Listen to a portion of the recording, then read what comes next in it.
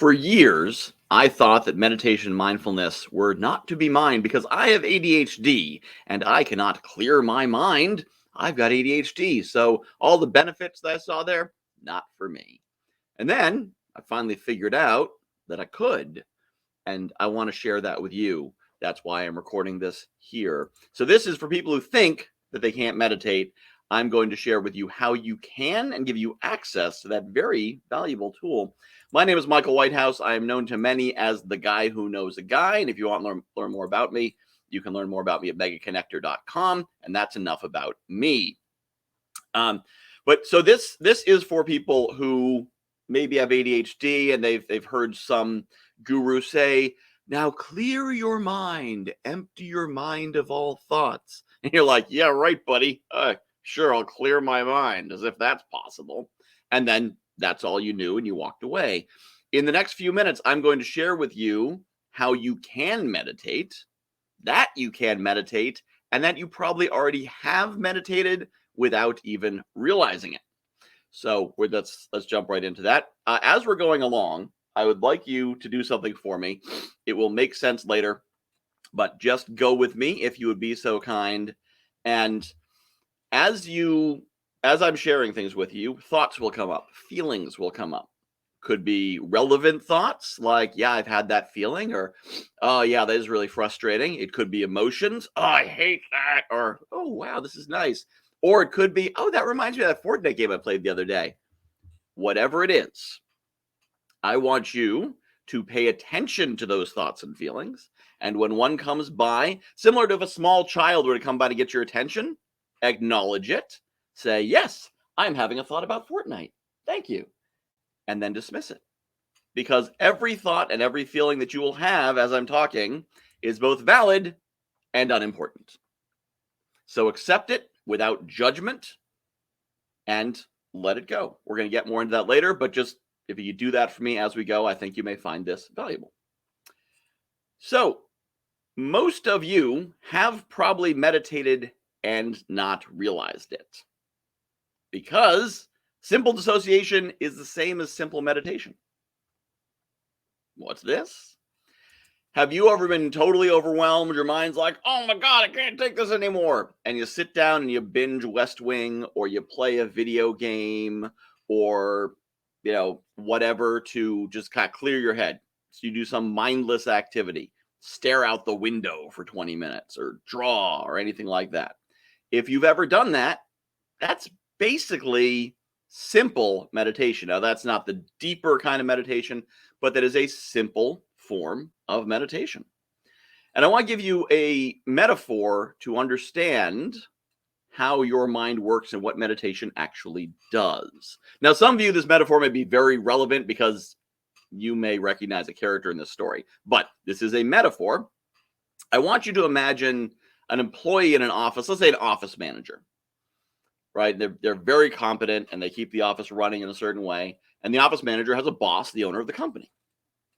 And left to their own devices, the office manager is great. They're very efficient. They got a plan. They know what they're doing. Boom, boom, boom.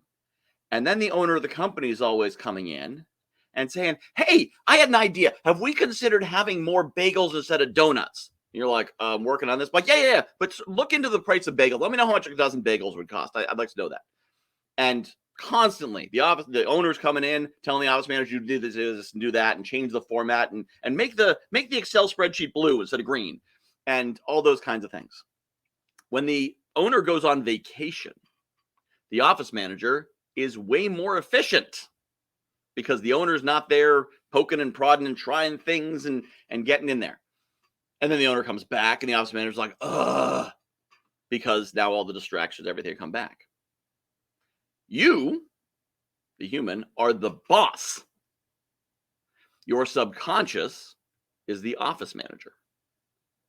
So when you go and watch 7 episodes of West Wing in a row, or you go and play Fortnite for 3 hours, or you play Pac-Man, or you, do whatever you do, the boss goes on vacation.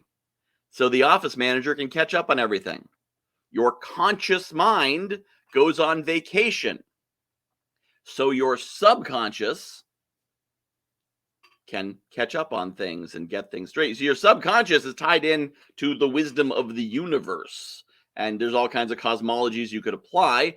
But what we find, what I've personally found, what other people find, is that your subconscious, when not interrupted, is really good at stuff. And even if you're not I'm not into that woo-woo stuff in the universe and vibrations.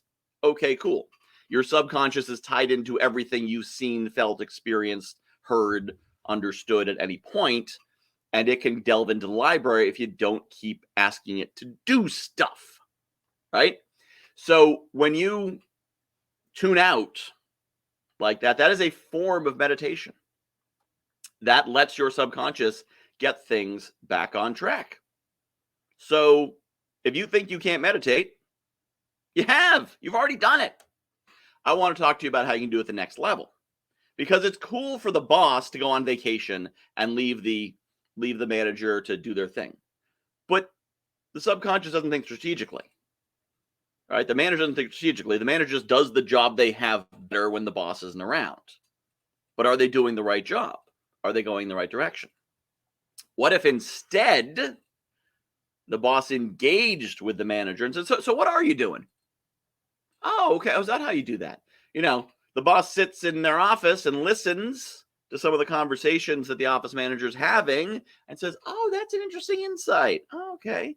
Sits down with them and says, how can I help you do this better? What feedback are you getting? What are you hearing from customers? What are you hearing from employees? Yeah, this is a metaphor.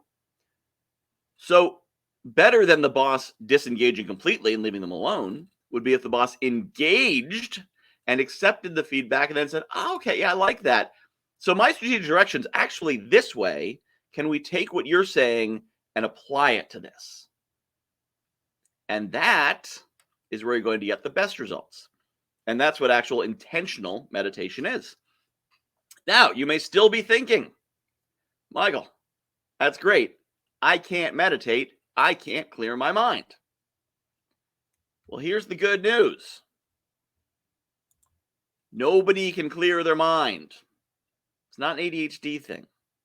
If you've got ADHD, if you've got autism, if you've got dyslexia, if you've got any of these neurodiversities, we often internalize these limiting beliefs and say, oh, I can't do this because.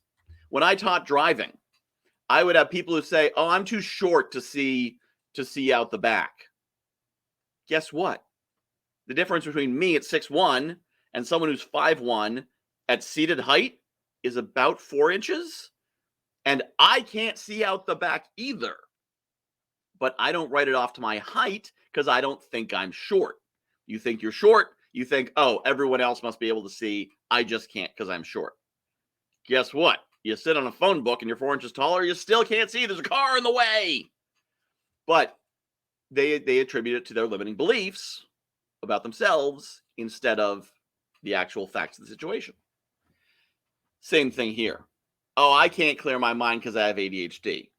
No, you can't clear your mind because you're human and your mind never stops. What meditation is not clearing your mind. You cannot do it. You cannot get your mind to silence. Now, I say this to make you not worry about it. You actually can do it, but if you're trying to, you'll never succeed. You will one day, if you go down this path, discover, my mind's been blank for the last 30 seconds. How did I do that? You do it by not trying to do it. That's much further down the road. Don't worry about that. What you can do is, remember that thing I asked you to do when we first started that you've been doing for the last 9 minutes, I hope? You can be aware of every thought and feeling that comes up as you're trying to do this. You can accept it and you can let it go. Now, this can be difficult, especially if you have these limiting beliefs and these self-judgments. If you have ADHD and you're trying to clear your mind, okay, I'm going to meditate. I'm going to take my ADHD brain and I'm going to control it and I'm going to meditate. And then a thought comes up and you're like, God damn it. Why is my brain so stupid? Why can't I do this? That's a judgment on a thought. And then you have an emotion. You get angry at yourself, which you know you're not supposed to do because you know that's judgment. So then you judge yourself for getting angry at yourself for judging yourself. And then you get angry at judging yourself for getting angry at yourself for judging yourself, because you know you're not supposed to do that either. Remove all the judgment. If a thought comes in, a thought comes in. Don't get angry about it. If you get angry about it, that's okay too. Every thought and feeling you have is valid and unimportant. If you get angry, you get angry. If you get happy, you get happy. If you get scared, you get scared. If you think about green sheep, you think about green sheep and say, I'm thinking about green sheep. And then let it go. Think of it like putting a leaf on a river and letting it flow down the river, and off it goes. And coming down the river, another leaf's going to come by, and just let it go. Say, I am aware of this thought. And the final concept you will find value is the idea of being the player, not the character. Right? If you're playing a video game and you see the character running around on the screen, you control that character, and that character gets shot by a bad guy, you don't feel pain because you're not the character. You're the player. You're the player watching the character in the game. You control the character. You're responsible for the character. You can, when that character wins, you can say, I won. If that character loses, you can say, I lost. How can I do better?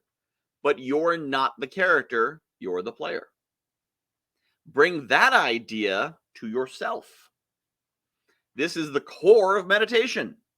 Not, I am having a distracting thought, but I am aware that the thing that is me is having a distracting thought. Now, I'll admit right now, I'm not a guru, and we've pretty much reached the limit of my meditative knowledge. My intention here is to give you enough so when you listen to the guru, you can say, oh, and you can actually absorb what they're teaching you. But the point is that you are not the thought or the idea. This is the crucial first step. You are not your beliefs. You are not even having your beliefs. You are the ego, the entity, watching your body, which contains your brain, which is having a thought. And if you can create that separation, you can remove the judgment, and you can be aware of what you're thinking and aware of what you're feeling in the way that you might if you were your own boss.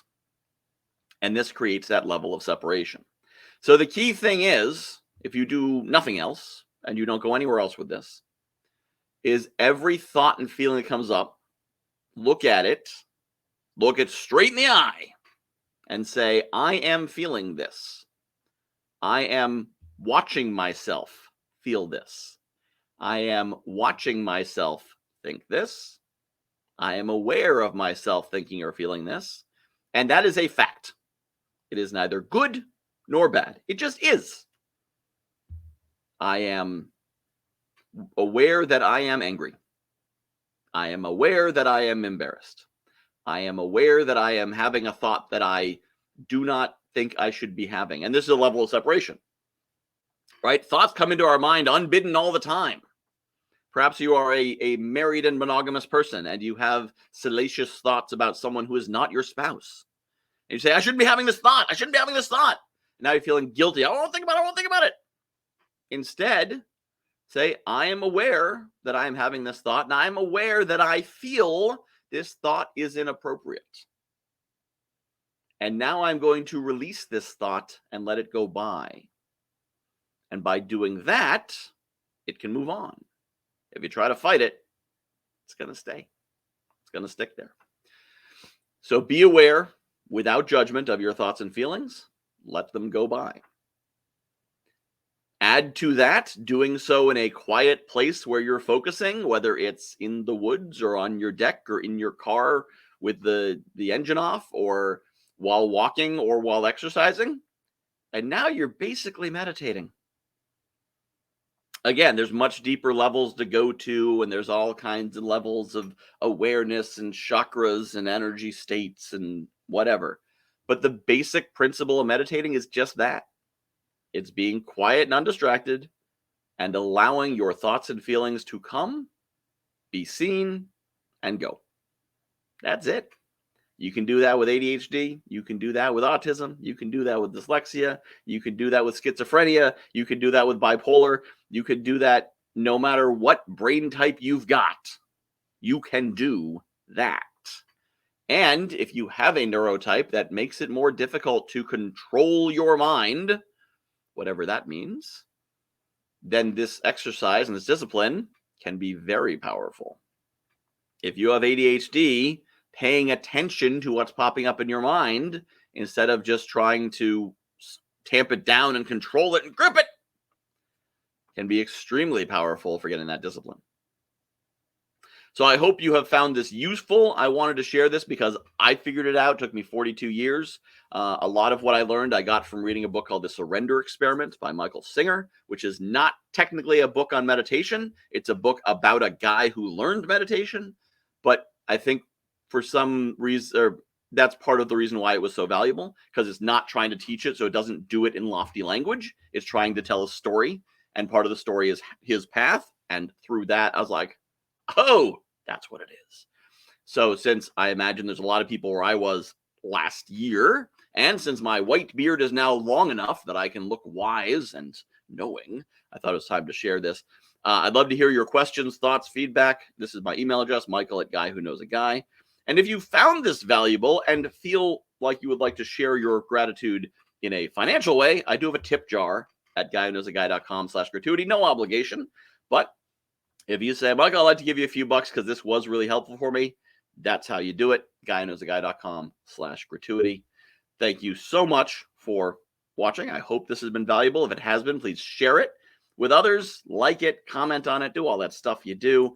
And if you want to know more about me and what I'm up to, go to megaconnector.com. Thank you, and have yourself a wonderful day, or not a wonderful day. Wonderful day is simply a judgment we put on things. Have yourself a day.